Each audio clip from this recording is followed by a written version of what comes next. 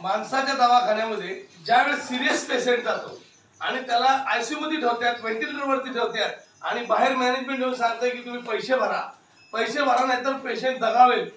मग माणसं इकडं तिकडं नातेवाईक वगैरे मित्र वगैरे यांच्याकडून पैसे भरतात, परंतु जर सगळे पैसे नाही भरले तर परत व्हेंटिलेटर वरती माणूस जिवंत आहे, तुम्ही पैसे भरा। ते तिथल्या डॉक्टरना माहित असतं की तो पेशंट जगणार नाही, तरीही ते पैसे कमवतात लाखो रुपये। आमच्या जनावरचा डॉक्टर त्या गोठ्यावरती जातो, ऊन वारा पाऊस थंडीमध्ये काम करतो, तिथं म्हैस आडलेली असेल तर रात्र त्या म्हशीवर जगडतो, पारडू असेल अंग असेल तर अंग बसवण्यासाठी रात्रभर मेहनत करतो।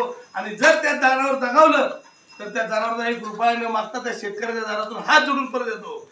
याच जनावरांच्या डॉक्टरांचा आणि माणसाच्या डॉक्टरांचा हाच फरक आहे। मी सांगतोय आमच्याकडून शिका, जनावरांच्या डॉक्टरांकडून माणसाच्या डॉक्टरांनी